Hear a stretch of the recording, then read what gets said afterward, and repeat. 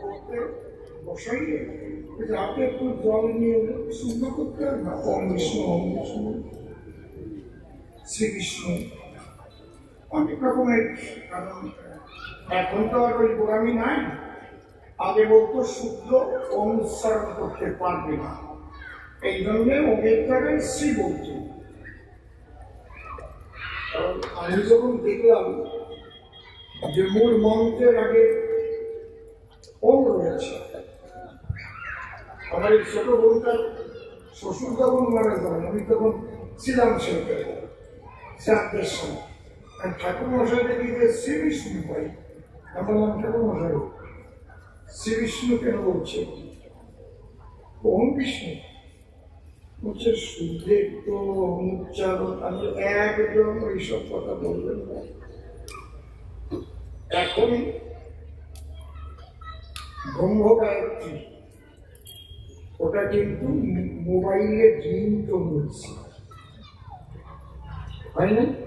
ওম ভূর্ভুবস্বঃ ভর্গো দেবস্য ধীমো ধীমহি ধিয়ো যোনঃ প্রচোদয়াৎ। সেই দিন আর নাই। আর ওইভাবে মানুষকে বিভাজন করবেন না, সবাইকে কাছে টানবেন।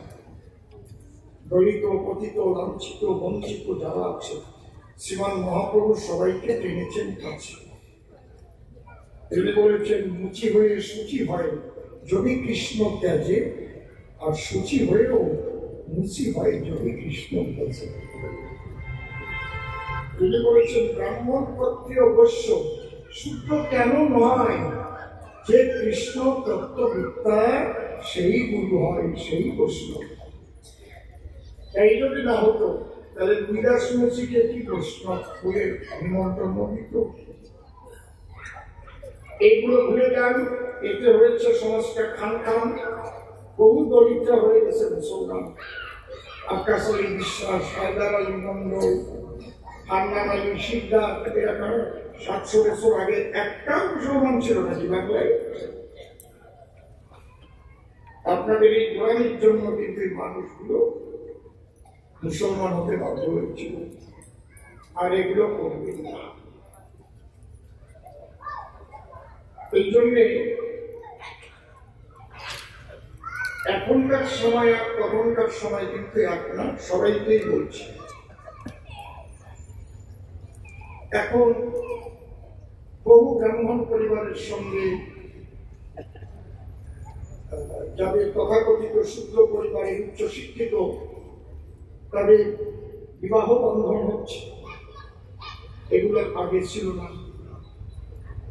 সেগুলো হচ্ছে মানুষের সঙ্গে মানুষের একটা প্রেম প্রীতি ভালোবাসার বন্ধন যেন তৈরি হয়। তাইলে সনাতন ধর্মের ঐক্য আসবে না।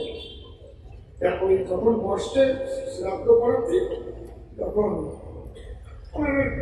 শ্রীবিষ্ণু পেয়ে শুদ্ধি করে না, শুদ্ধ হয়েছে গঙ্গা জল দিয়ে। ঠাকুর কি শুদ্ধ তো ভালো, পেটের অবস্থা ভালো না, যদি পাশে পাইয়ে আবার কিন্তু জল নিয়ে শুদ্ধ হতে হবে। ঠিক আছে, আমি আবার জল নিয়ে শুদ্ধ হলাম, তারপরে আবার যদি পাইয়ে দিই, আবার জল নিয়ে শুদ্ধ হতে হবে, কিন্তু মন্ত্র বললি বুঝলাম তো আমার তো পেটের অবস্থা ভালো না, গ্যাস হয়েছি। তারপরে যদি আবার পাদ আসে, এখন তাই তোমার তো বাবার শ্রাদ্ধের মন্ত্র করার দরকার নেই, তোমার পাতা পাখির দরকার পাঠিয়ে ও গেল কোন জায়গায়? হ্যাঁ, এসব কি ফিরে গেছে, কোম্পানি নিয়ে ফিরে গেছে না? তোমার তো মৃত্যুকালে ভাগবত শোনার ইচ্ছা নাই, তোমার হচ্ছে পাদা পাতির ইচ্ছা। বুঝলে? এত সুন্দর কৃষ্ণ কথা আলোচনা হলো, এর মধ্যে কি করে পাদের গল্প একটু বেশি আছে, বেশি কমাই না জানো। এই জন্য বলেছি তোমাদের পরিমাণা দেশকাল পাত্র অনুপাতে আমি নিবেদন করি তোমার সাক্ষাতে পরিবেশন করতে না পারলে কিন্তু সুধী সমাজে সমাপ্ত হয় না। দেশ কাল পাত্র। আমরা কোথায় আছি? আমরা আছি হরিবাসরে। কালটা কি? উনি কোথায় আছে? ভাগবত আসনে। সেটা তারা 60,000 মুনি ঋষি। বক্তাকে সুখদেব ব্রহ্মচারী। সময় কি?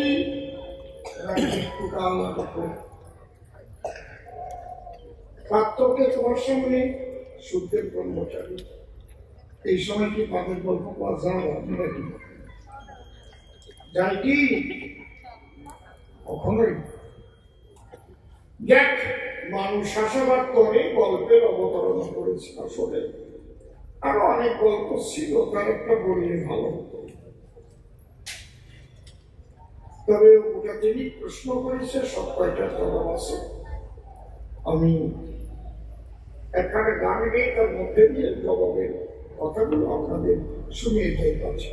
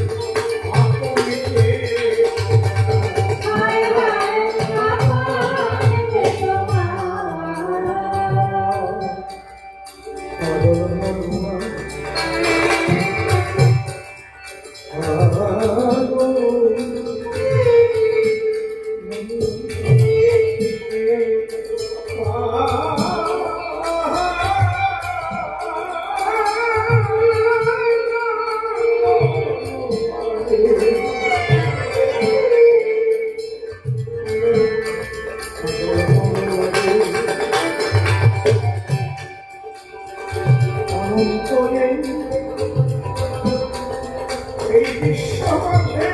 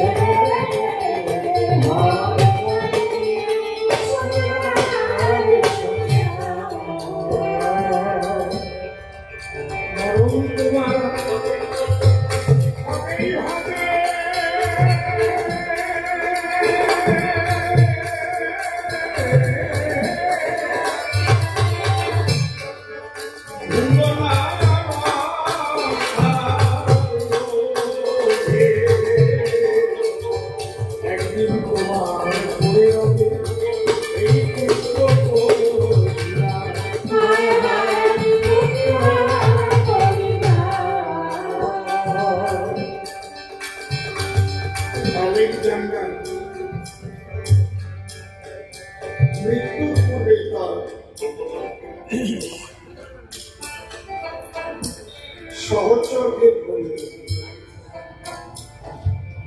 আমি তো মরে যাবো, তোমার একটা কাজ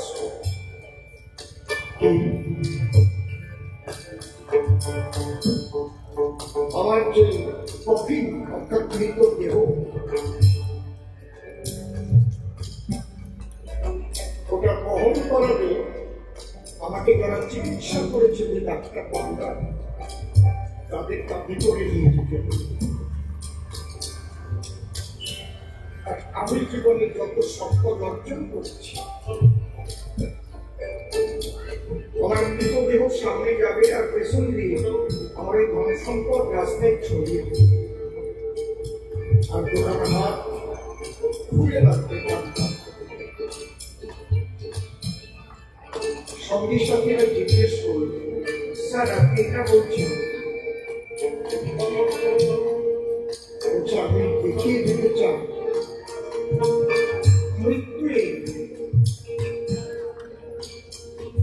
কোন ডাক্তারের ক্ষমতা নাই যে একজনকে বাঁচিয়ে রাখতে পারে। সবাইকেই মরে যেতে পারে, হয়তো কিছু সময় ঠেকিয়ে রাখতে পারে, কিন্তু মৃত্যুকে কোনো ডাক্তার ঠেকাতে পারে না। এমনকি যে জীবনদায়ী ওষুধ তৈরি করেছে সেও মারা গেছে। আমি জগৎ জীবকে এই বার্তাটা বুঝেছি। আর যে ধন সম্পদ আমি ছড়িয়ে দিতে বললাম তার কারণ এই ধন সম্পদ উপার্জনের জন্য মানুষ তার পেছনে ছোটে এবং বহু দুর্নীতি করে। হাত দুখানা খুলে দেখাই দিতে চাই হে মানুষ, শেষের যাত্রাকালে চেয়ে দেখো হাতে কিছু নিয়ে যাওয়া তোমার ক্ষমতা। এই অর্থের পিছনে ছুটে ছুটে নিজের জীবনটাকে তুমি কালিমালিপ্ত কেন করবে? এমন এমন মানুষ যারা কালিমালিপ্ত হয় প্রচুর অর্থের প্রাচুর্য পায়। একটা মানুষকে বেঁচে থাকতে গেলে কত অর্থ লাগে, কটা বাড়ি লাগে, কটা ট্রাক লাগে, কটা গাড়ি লাগে।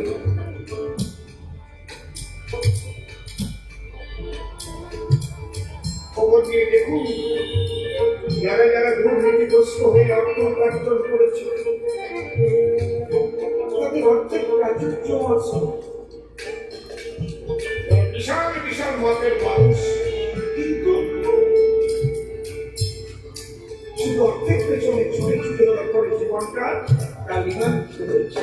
তাই আমি জগৎকে জানিয়ে দিতে চাই,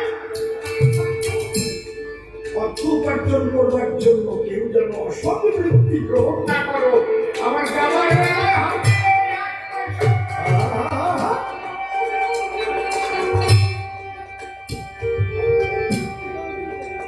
মরণ তোমার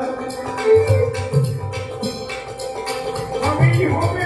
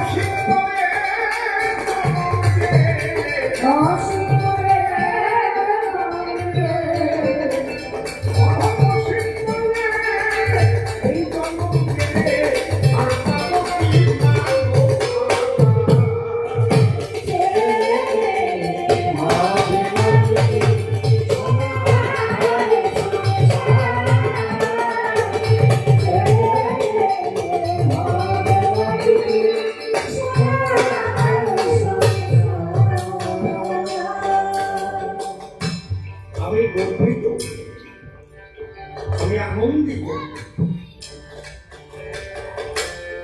আমি সনাতন ধর্মে জন্মগ্রহণ করেছি, যে ধর্মের সাধনার স্বাধীনতা আছে। আপনি নিরাকারবাদীও হতে পারেন, সাকারবাদী হতে পারেন, কৃষ্ণ ভক্ত হতে পারেন, কালী ভক্ত হতে পারেন, শিব ভক্ত হতে পারেন। আপনি একটা গাছকে ভক্তি করে একটা ঢিল বেঁধে ভক্তিতে সন্তানও পেতে পারেন। আপনি কুড়ি পূজা করতে পারেন, মৎস্য কুর্ম বরাহ বেশি। এমন একটা ধর্ম, যে ধর্মে কোনো বাধ্যবাধকতা নাই, শ্রেষ্ঠ ভক্তি। যে ধর্মে বলে না তুমি ওই কাজটা করলে তোমার জন্য ঈশ্বর ৭২,০০০ সুন্দরী রেখে দেবে, তুমি ইচ্ছা মতো ভোগ করার ক্ষমতা পাবে।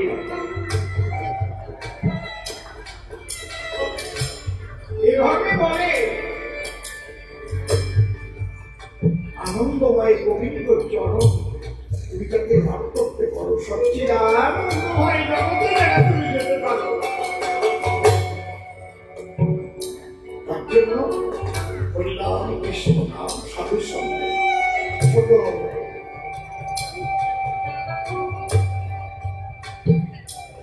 যে ধর্মে চোখের ভিতরে ভেসে পড়া বলিতে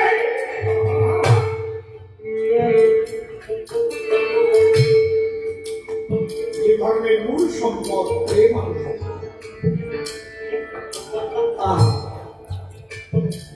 এই প্রভু, আমার যদি তুমি আমাকে জন্ম দাও, এই সনাতন ধর্ম থেকে আর কোথাও আমাকে দিও না। এই সনাতন ধর্ম কৃষ্ণ ভক্ত মায়ের গর্ভে আমাকে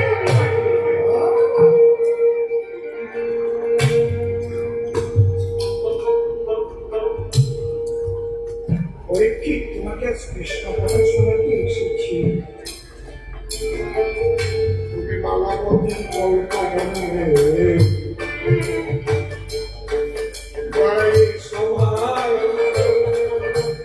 সেটার সাধনাতে স্বামীকে যুবক বানায়।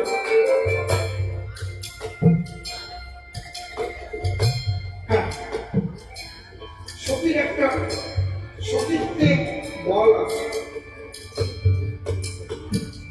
ভগবান স্বয়ং নারায়ণ তিনি সতীর বাক্যের মূল্য দিচ্ছেন। সতীর অভিশাপ,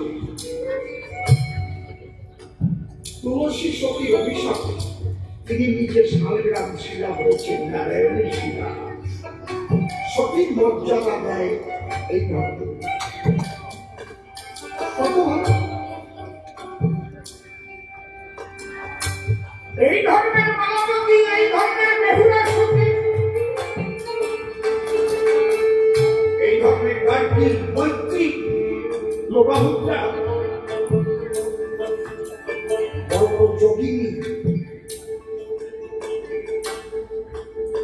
তুমি ঠিক বলেছ।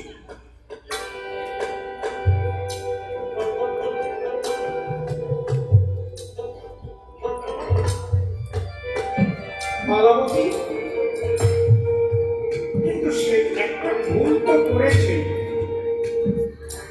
যখন স্বয়ং ভগবান তার কাছে এসেছিল,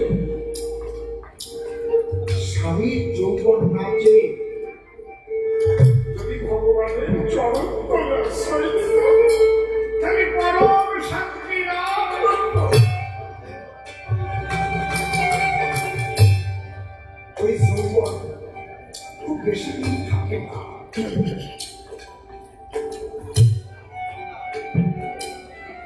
চির যৌবন সম্পন্ন কেউ জগতে থাকে না। সেই মালাবতীর স্বামীও মারা গেছে, মালাবতীও মারা গেছে, তারা কেউ নাই বেঁচে। দেহ সবাইকে ত্যাগ করে দিয়েছে। যতস্বই ধ্রুবম মৃত্যু, ধ্রুবম জন্ম মৃত্যুস্য চ। জন্মিলে মরিতে হবে, কি কোথাও অমর হবে। ইহাই হচ্ছে ঈশ্বরের বিধান।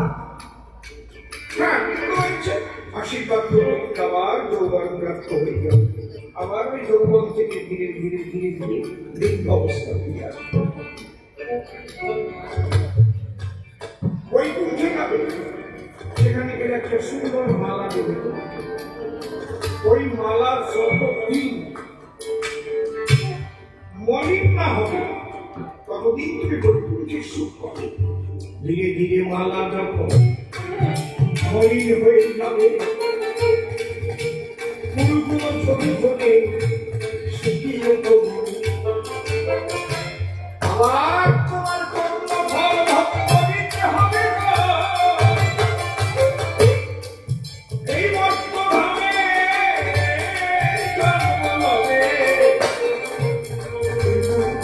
গোবিন্দ চরণ প্রাপ্ত হলে সেই গোলক ধারে যাবে। সেও যে আবার আসবে না তা না, সে যখন আসবে ঈশ্বরের ইচ্ছায় তার প্রেরিত হয়ে আসবে।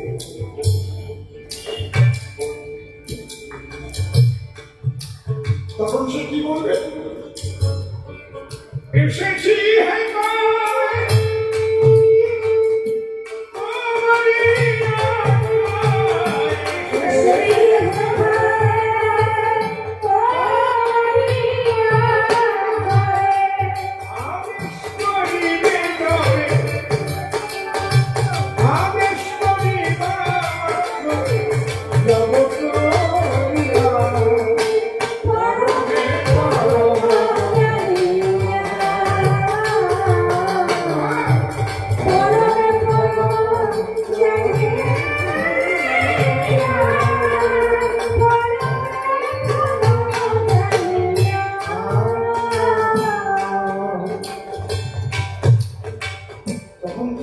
প্রেরিত হয়ে আসবে, অথবা তার লীলা পরিশোধ হয়ে আসবে। যেমন আমি একটা বছর এখানে আসতে পারিনি, তাকে পাঠিয়েছিলাম, হয়ে গেছিল, লিখতে ভুল হয়েছিল। আমার উত্তমকে পাঠিয়েছিলাম আর সজলকে পাঠিয়েছিল, মনে আছে? পাঠিয়েছিলাম একটি, আমি পাঠিয়েছিলাম।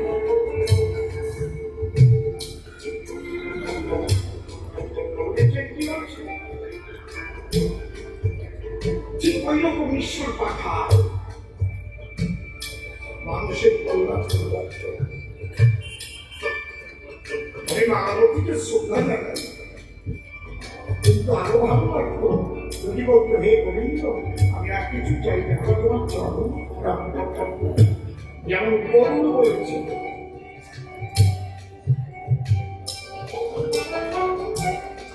যখন নারায়ণ বলেছিল গরু আমি তোমার উপর খুশি হয়েছি, সুধা তো তোমাকে দেব,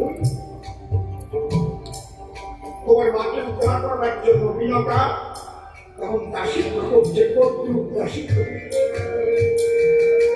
আমি খুশি হয়েছি। তুমি কি চাও? যা চাবে গরু না কিচ্ছু করবে না। গরু বললো কোনো কালী করি না, কালী তোমার ওই চরণে দাস করি না, আমি যেন তোমার বাহন হয়ে অনন্তকাল থাকতে পারি। এই জন্য নারায়ণের বাহন কি? লক্ষ্মী নারায়ণের পুজো কত মায়ের কাছে কি বানায়? কি বানায়? গরুর পাখি বানায় না? কারোবারি লক্ষ্মী নারায়ণের পুজো হয়নি, গরুর পাখি বানায় না? আপনার দেখেন না? দেখেননি আপনার? খালি লক্ষ্মীর সঙ্গে কেঁচা, তখন লক্ষ্মী নারায়ণ যুগল পূজা হয়। দেখেননি আপনি? গরুর পাখি কে কে দেখেছেন? একটু হাত করেন তো। গরুর পাখি থাকে কে কে দেখেছেন? তার মানে লক্ষ্মী নারায়ণের পূজা বিশেষ হয় না, 4-5 জন ওরাও দেখেছ। কিচ্ছু চাইনি কিন্তু যখন ভগবান বললেন মালাবতী তুমি কি চাও, যদি বলতো আমাদের দুজনকে তোমার চরণ সেবার দাসী করি না,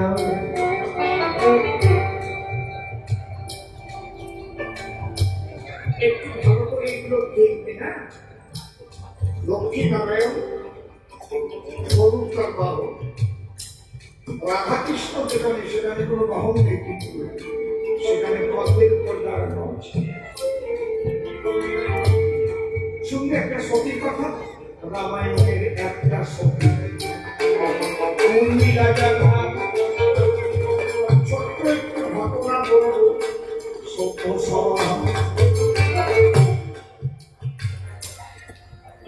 লক্ষ্মণ খেতে বসেছে, মা সুমিত্রা খেতে দিচ্ছে।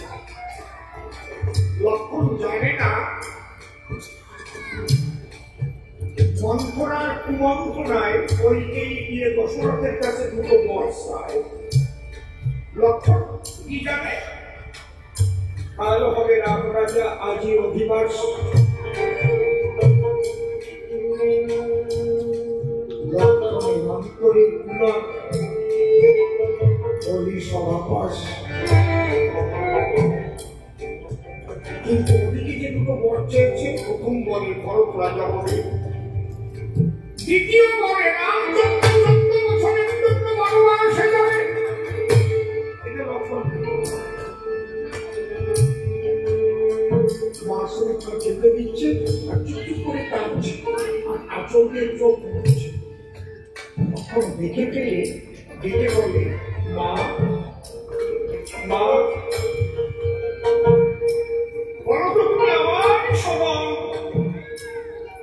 খেতে দিয়ে সন্তানের ঝড় ঝড় ঝড় ঝড় করে অঝরে কেন ঝরে তোমার অভিনয় কাচ্ছ কি করে? সুমিত্রা বলছে, ও কিছু না বাবা, তুই শুনিস না, তুই সহ্য করতে পারবি না। বলো কি হয়েছে? তুই তো জানিস রাম রাজা হবে, তুই তো জানিস বনবাসে যাবে।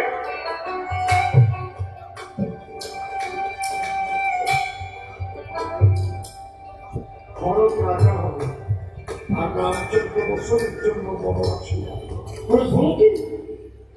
মা সেবা করবো না আমি তোমার, অন্যময় রাম শূন্য অযোধ্যাকে হাতে না লক্ষ্মণ, রাম শূন্য অযোধ্যায় লক্ষ্মণ থাকে না, বিরাট তত্ত্ব। এই দেহের মধ্যে আপনার রাম আছে করি,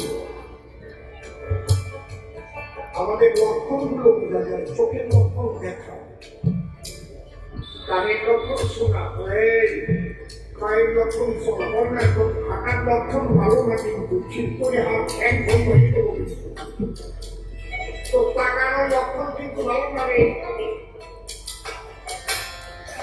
বলে না তোর কথা বলার লক্ষণ ভালো না, শরীর না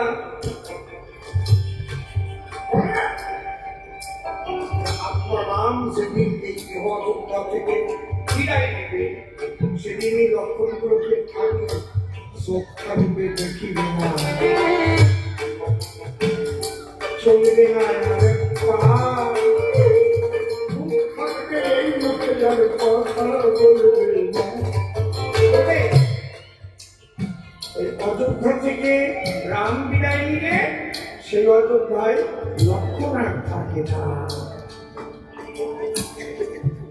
এটা হচ্ছে আধ্যাত্মিক লক্ষণ। বলছে মা আমি যাবো, আমি আমার সঙ্গে বড় মা সে যাবো, জায়গায় একা যাবে কেন, আমিও যাবো। শরীরটা বলছে বলিস কি নববধূ উর্মিলা ঘরে, তাকে ফেলে যাবি তুই ঘর ভরাম করে? উর্মিলা মাকে একটু তার কাছে যাই, না তার কাছে পারমিশন না নিয়ে, অনুমতি না নিয়ে যাস নি বাবা। লক্ষণ উর্মিলার কাছে গিয়ে দেখলো উর্মিলা বড় ঘোমটা টেনে কাঁদছিল,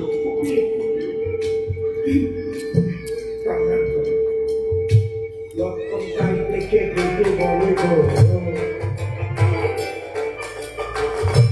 উর্মিলার সংবিধান জনগণ প্রাণ করে বসে, তুমি কাঁদো না, শুধু কি আমি কাঁদছি? দেখো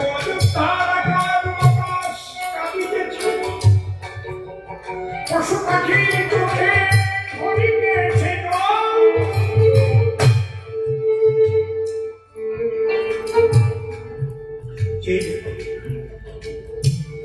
শোকাতুর অবস্থায় প্রকৃতির সৌন্দর্য যেন মলিন হয়ে যায়।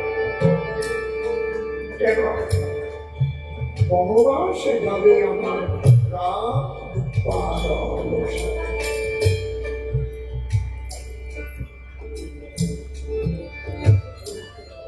প্রেয়সী, আমি তোমার কাছে কেন আসি জানো? কেন দাদা যখন যাবে মনে মনে, আমার কি করণীয় তুমি বলো তো, আমার সংবিধানে? উর্মিলা বলছে আমি যা বলবো তুমি কি তাই নেবে? নেবে? বলে হ্যাঁ নেব। নেবে? আমার কথা মানবে? বলে হ্যাঁ।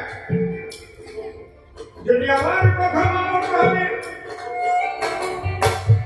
শ্রীরামচন্দ্র যাবে যে বলে, তুমি তারই সেবার কাজ চলে যাও তার সঙ্গে।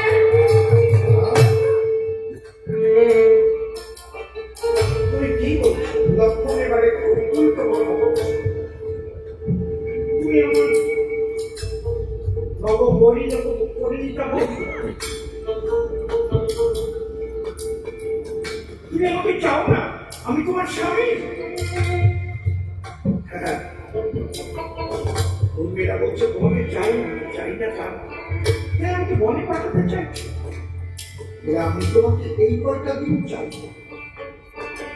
আমি তোমাকে জন্ম জন্মান্তর যুগ যুগান্তর ধরে চাই। আজকে তোমাকে রামের সেবায় দিনে পাঠিয়ে দিই, তার সেবা করার পরে তুমি নিত্য ভগবতী যাবে। আমি যদি ভগবতীর কুড়ে গিয়ে দাঁড়িয়ে হাত তুলে বলবো, হে প্রভু আমার দৈহিক সুখ বিসর্জন দিয়ে আমি তোমাকে মনে দিয়েছিলাম পাঠিয়ে রামের সেবা দায়, তুমি রামের সেবা করে আজ পৌঁছা গেছো নিত্য ভগবতপুরে, তোমার উর্মিলা দাঁড়িয়ে আছে ভগবতীর কিনারায়।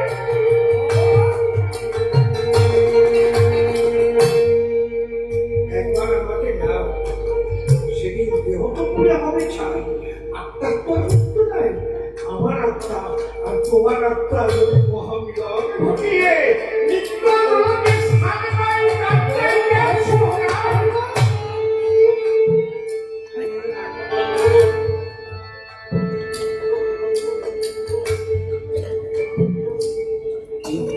চিন্তা করে আমি কার কাছে এসেছিলাম অনুমতি নেবার আমার চাইতে অনেক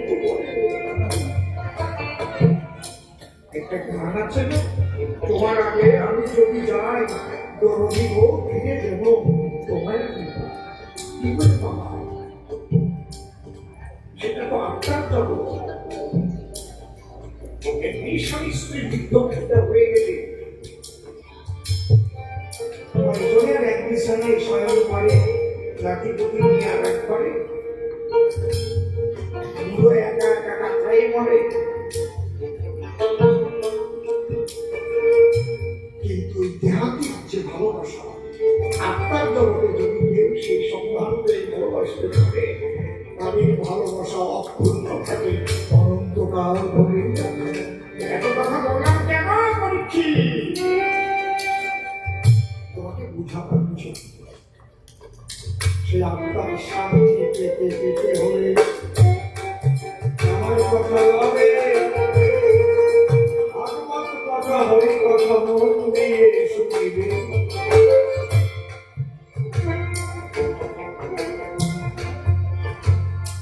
তোমার মঙ্গলের জন্য এসেছি আর তুমি যুক্তি দিচ্ছ, তাহলে আমাকে ডাকলে কেন? যুক্তি যেখানে ভক্তি সেখানে থাকে না।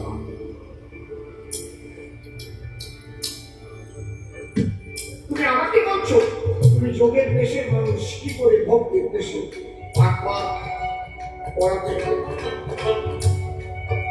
জ্ঞানী হতে হবে আগে, যোগী হতে হবে আগে, তারপরে ভক্তি। যে জ্ঞানী না সে তো দেব, যে যোগী না সে তো বিয়োগের বলে থাকে। যোগ আর বিয়োগ, যোগে জিয়াই বিয়োগে মরে।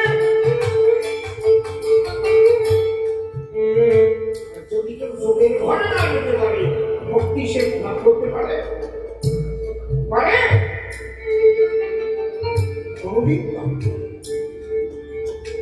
যে বিয়োগের ঘরে বাস করে বলে কি আপন ভজন কথা না কহিব যত না আপনি হইব সাবধান।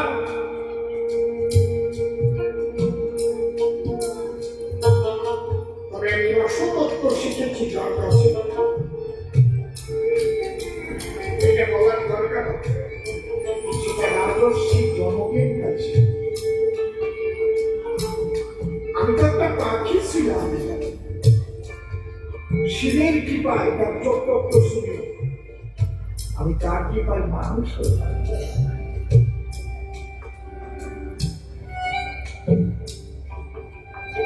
আমার বাবাদেরই আমাকে পাঠাবো যা মিথিলায় জনক ঋষির কাছ থেকে শিক্ষা নিয়ে আসবি।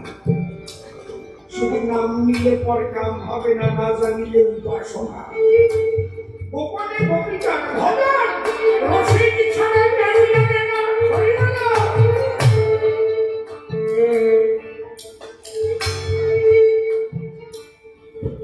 ইঙ্গিতে ইঙ্গিতে বলে যাচ্ছে গুরুত্বপূর্ণ আলোচনা। রসিক যারা বুঝবে তারা, রসিক ছাড়া বুঝবে না। প্রথম আগে যেদিন যায় গিয়ে দেখলাম জনক ঋষির এই অবস্থা, আমার ভক্তি হবে না। যুবতী মেয়েদের স্তনে বেল রেখে তার পৃষ্ঠে তৈল বর্তন করছে। বাবা আমাকে কাটিয়েছে এখানে। আমি ফিরে বাবা তুমি কার কাছে কাটিয়েছো? এখন কামুক তার কাছে শিক্ষাপত্র জানবে সব। বাবা আমি জানি তুমি এ কথা বলবে, তুমি দেখেছো যুবতী দাঁড়িয়ে স্তনে তেল রেখে বর্তন করছো, আর কিছু দেখো পায়ের নিচে যে আগুন জ্বলছে, আগুনের মধ্যে পাটা দিয়ে আছে। দেখেছি তো আমি স্তম্ভিত হয়ে গেলাম।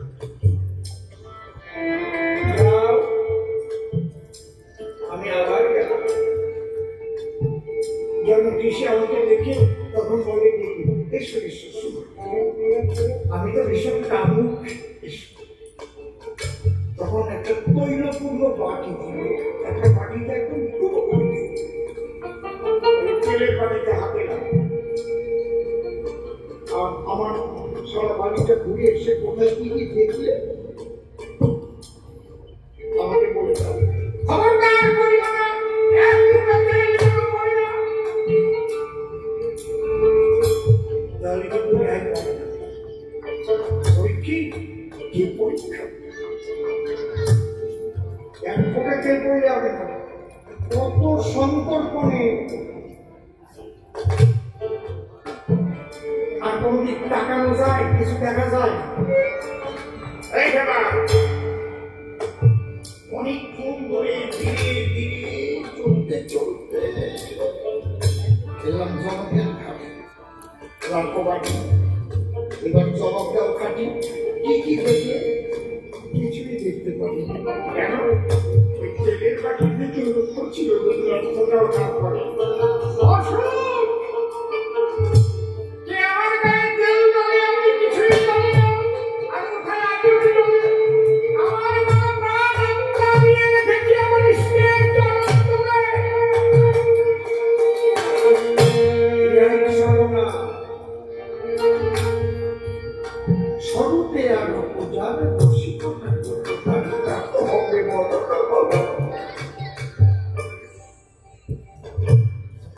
মন রেখে স্বরূপের ঘরে কেহ রেখে উঠতে বলে যাও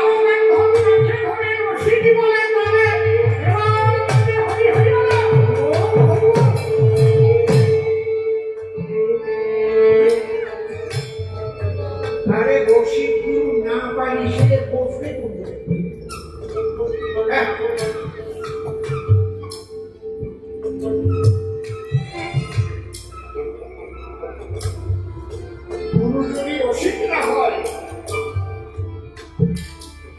সেই শিষ্য গুরু সেবার দ্বারাই যদি অন্তরঙ্গ না হতে পারে তাহলে এই তত্ত্ব বুঝবে না সেই সরাসরি।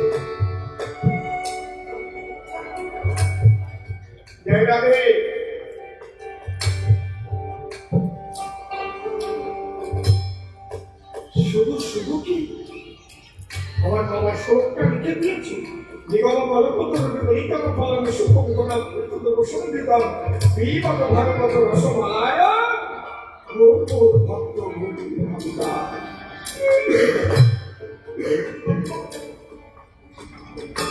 পরিষ্কার করি জবাব দিলাম, সত্য সদা খাই। আর একটা প্রশ্ন করে গেছে বলবো তাই বলে, সাধু সঙ্গ করলে কি ফল হয়?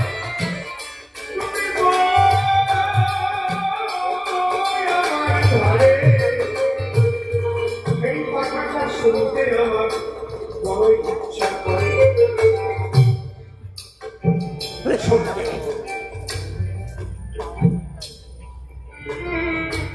বাবা বসুন। মধুর পোকা আর গোবরা পোকা পাশাপাশি গাছে বাস করে।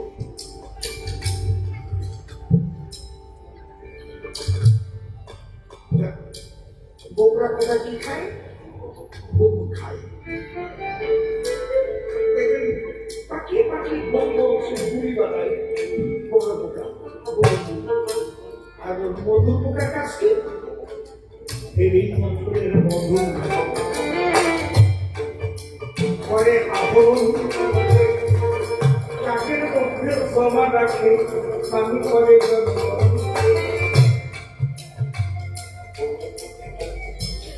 মধুর পোকার কাজ হচ্ছে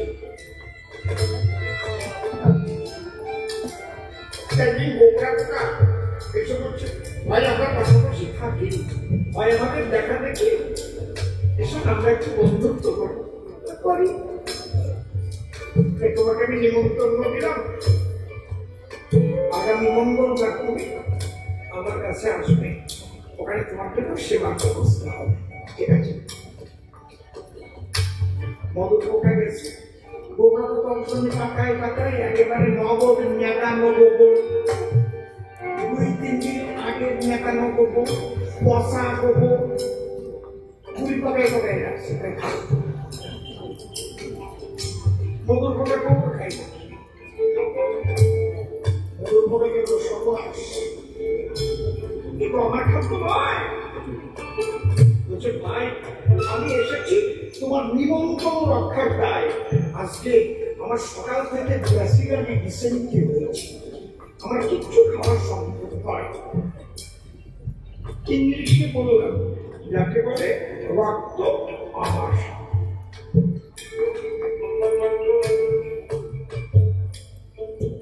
বলে আমি একটু ছুঁয়ে ছুঁয়ে চলে যাচ্ছি কিন্তু পাবো না তোমাকে আমি নিমন্ত্রণ করলাম আগামী বৃহস্পতিবার আমার কাছে আসবে তোমার জন্য সেবার ব্যবস্থা করব মধুর পোকা পদ্মমধু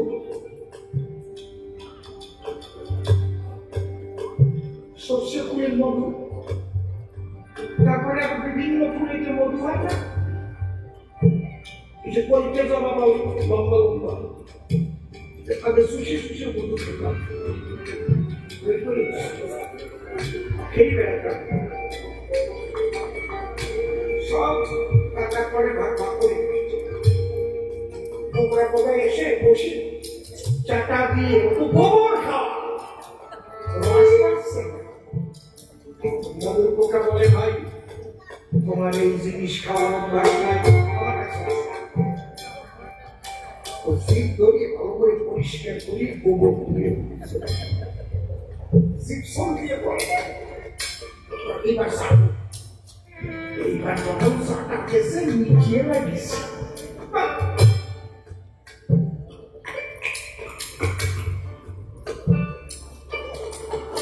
ভাই ভালো খেলাম কোনটা ভালো লাগলো কত মতো ছিল ওইটা ভালো লাগলো একটু ফাইট ফাইট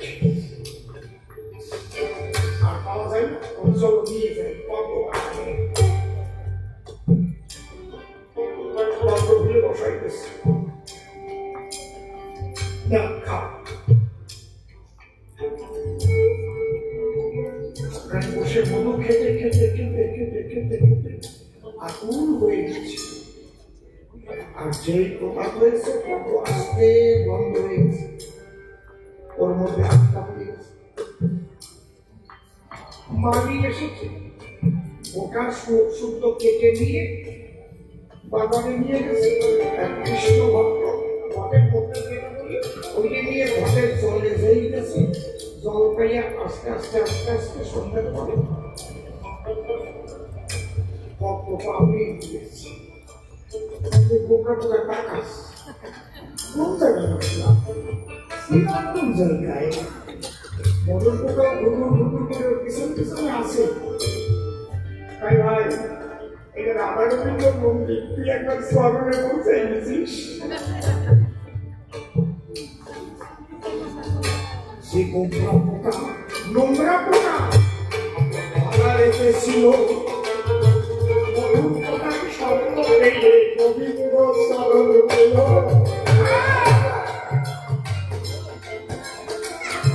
ঠিক এইরকম মানুষ যদি মধুর মতো সাধু সঙ্গ করে সাধুর কৃপায় পৌঁছাতে পারে গোবিন্দের বল সাধুর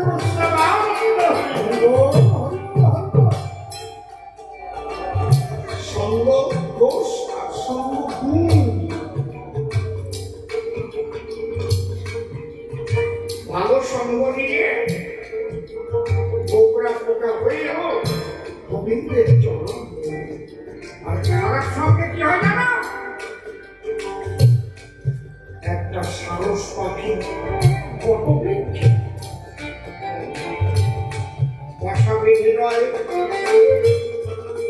শয়তান পাখি তার বিষে হয়ে যায় আপনি কাক দিয়ে বলছি তুমি ধার্মিক সাহস এবং তুমি খুব সরস তোমাকে আপনার ভীষণ ভালো লেগেছে তুমি আমার বন্ধু হবে ঠিক আছে আমি তোমার বাসার কাছে থাকবো এখন সাহস পাখি যা খাবার টাবার খাবে ভাগ করে খাই দুজন। পাতি কাকার সাহস, পাতি কাকার খাবার পথে যেতে হয় না। বন্ধু খাবারগুলো খেয়ে খেয়ে গায়ে খেয়ে হয়েছে বেশ। একদিন এক ব্যাধের ছেলে শিকার করতে এলো, পরিশ্রান্ত হয়ে ঘর তলায় ঘুমাইয়ে পড়ি।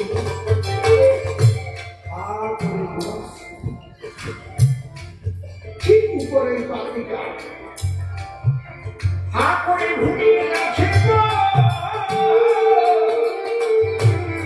ওই না ব্যাধের ছেলে উপর থেকে পাখিটা পায়খানা করেছে তার গালে। পায়খানা করি ফুল করে পাকতালে গালা মেরে তুলে তুলেছে। ব্যাধের ছেলে কাকের পায়খানা ভীষণ দিত, মুখের পাশের থেকে মুখ দিয়ে নিয়ে যাও। আমার মুখে পায়খানা পাখি কাকতে উড়ে গেছে। সাহস পাখি তো জানে না ঘটনা কি হয়েছে, বসে আছে। হঠাৎ তাকে ব্যাধ বন্ধে লাড়ি তুলে তাকে কাক করে নয় ওই দেখে মনের মধ্যে জাগলো বড় ভয়। পান ছাড়তে ছাড়তে উড়ালো মারলো, মাথায় বাগড়া দিল, আর একটা গাছে দিয়ে অমনি পড়ল, পাখাই পড়েছে। তখন চোখের জল ছেড়ে দিয়ে বলছে, ঈশ্বর আমি তো জীবনের কোনো ক্ষতি করিনি, ক্ষতির চিন্তাও করিনি, কারো পাকা ধান দিয়ে আমি চকুর মারিনি, কিন্তু আজকে আমার ব্যাধের পাঠ লাগলো কেন? তখন গল্পবাণী হচ্ছে, সাহস তুমি ভালো, কিন্তু তুমি সঙ্গটা ভালো যাবে। পাখি কাককে জায়গা দিয়েছিলে, ওই পাখি কাকি পায়খানা করেছে ব্যাধের গালে, ও ডানা মেলে পাকতালে উড়ে গেছে। ওই সর্বদোষে ব্যাধের মাথায় লেগেছে।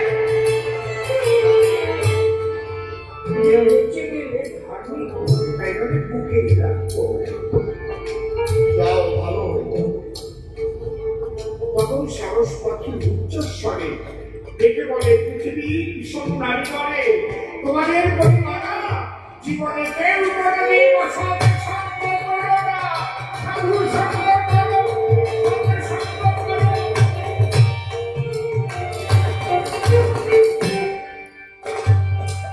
সনাতন ধর্মের শিক্ষা বিশ্ববাসী শোনো তোমরা। এই কথাগুলো সমস্ত ভাষায় ট্রান্সলেশন করে সারা পৃথিবীতে পাঠিয়ে দেওয়া হবে। সনাতন ধর্মের অনুষ্ঠানে মানুষের বিশ্ব মানবের কল্যাণে আলোচনা করা হয়। সনাতন ধর্মের কোন অনুষ্ঠানে উস্কানিমূলক কথা হয় না, কোন ধর্মকে ছোট করা হয় না।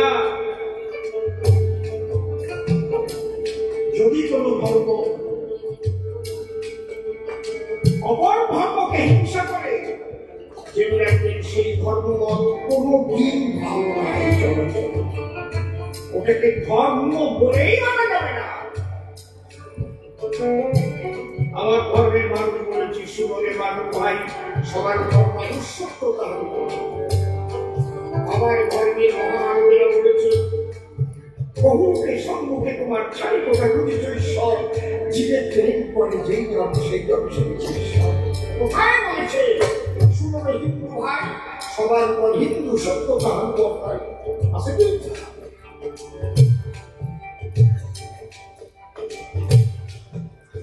সমস্ত জীবের সঙ্গে প্রেম করতে বলেছে, শুধু মানুষ নয়, পশু পাখি কীট পতঙ্গ বৃক্ষ আদি তরুণতা যার মধ্যে জীবন আছে সেই জীব গাছেরও প্রাণ আছে, গাছকেও ভালোবাসতে সত্যি তো।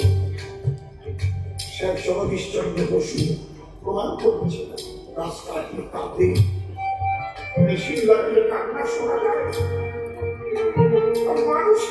মারছো ধর্মের নামে পিটিয়ে পিটিয়ে মারছো ধর্ম ধ্বংস হোক এই হিংসার ধর্ম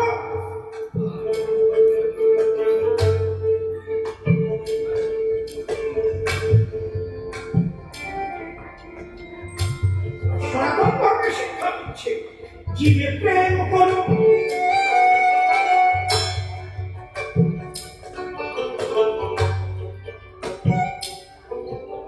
আমি অসীম সরকার জীবনে বহু জায়গায় আমার ঠাকুর দাদা থেকে অনেক জায়গায় বাড়ি ঘর করেছি পরিবর্তন করতে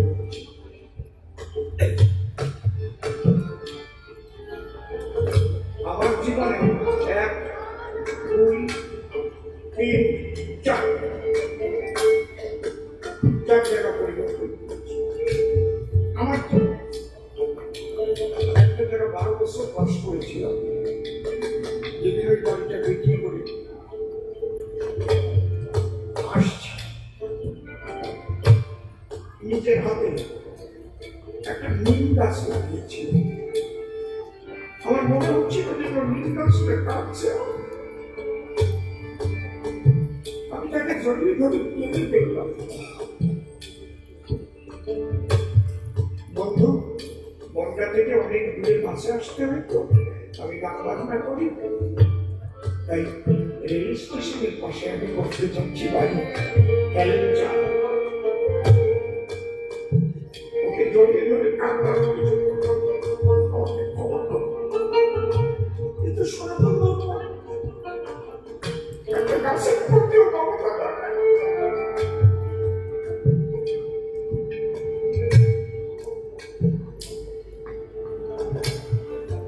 কোন ধর্মের ধর্মীয় উগ্রতা কোনদিন ঠিক না কিন্তু নিজের ধর্মকে যদি কেউ আঘাত করতে আসে সে শিক্ষা ধর্মে দিয়েছে শিবের হাতে ত্রিশূল মায়ের হাতে খান্ডা দেবী দুর্গার হাতে দশক প্রহরণ নারায়ণের হাতে চক্র যদি বিনা আমরা ত্রিশূল ধরতে জানি আমরা খান্ডা ধরতে জানি আমরা চক্র ধরতে জানি আমরা প্রেম দিয়ে জগা মাথাকেও উদ্ধার করতে চাই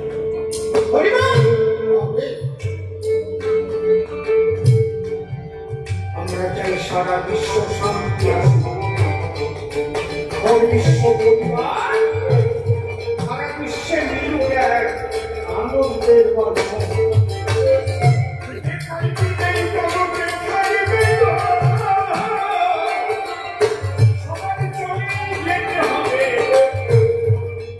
এই কথাটা মনে রাখে স্বার্থ জীবন হবে ঠাকুর ক্ষমতা বারবার বলতে সবাই তো কথা শুনে বলতে পারিস কে কথা শুনি না কারো কথা শুনি না ওরকম তো জানি না সে কারো কথা শুনি না এমন কে আছে আমার বলছি মরণ কালো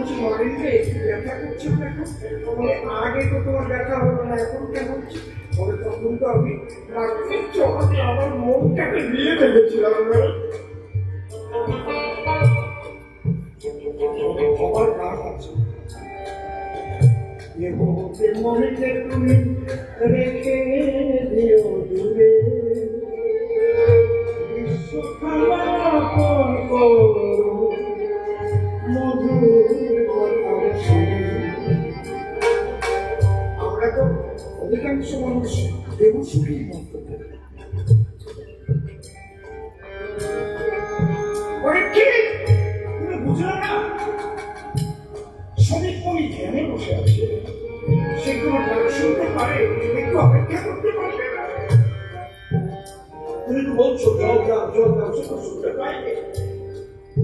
রাজা বলে এই কর্ম তুমি কেন বার করিলে? নিজের মৃত্যু নিজের হাতে ডাকিয়া আনিলে। মরা সব ধরে তুমি গলাতে গলালে।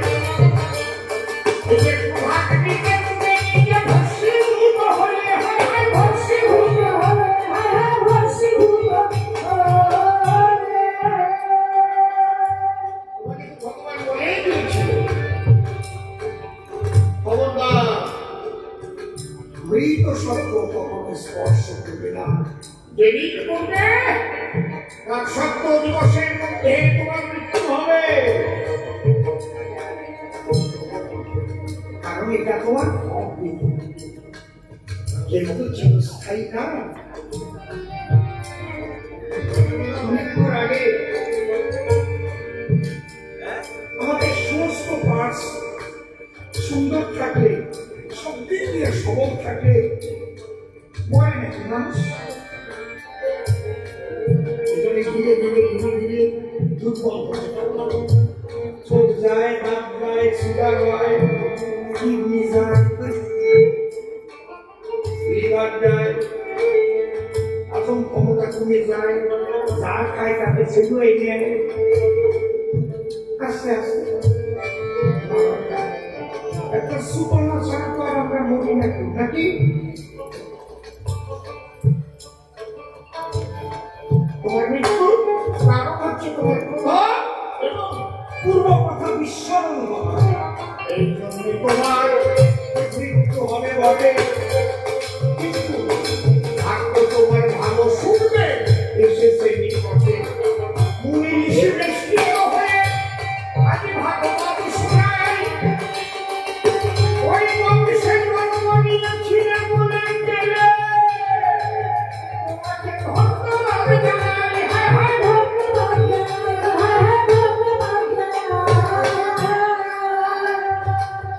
তোমার দাদুর রথের সারথি ছিল স্বয়ং ভগবান, তাই না হয়ে মুনি ঋষি আসবে বলো জ্ঞান। আজ মুনি ঋষি সবাই বসে শুনে ভাগবত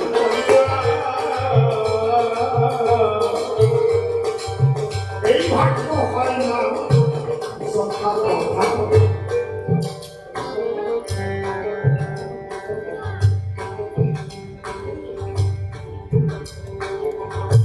আমি অশ্বিনী দত্তের একজন ছোট গান গাইছি, একজন ভক্ত বলেছিলেন এর সঙ্গে মিলিয়ে গাইতে হবে। আমি খামাখা গান গাইতে পারি না, ওই একটা গেয়ে দেয় আমি খামাখা, ওরকম আমার গান যে আলোচনা হচ্ছে। সামাল সামাল বলতে পারি ওরে সামাল সামাল বলতে পারি জীবে নিরু পাগল ভাবি।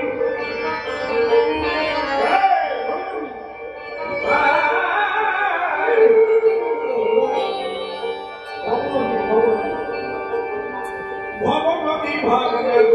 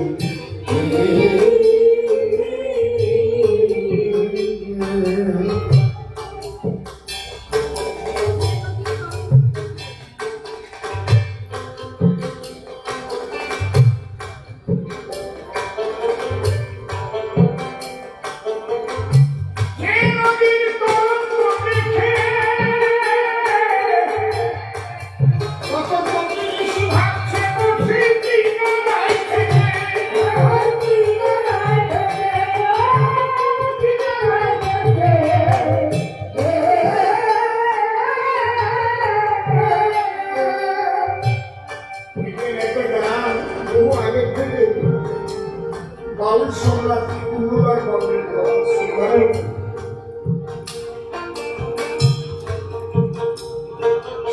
জ্ঞানে যেসব তত্ত্ব জীবে জানবে কি করে ইগুর মারা করবে সে কল্পনা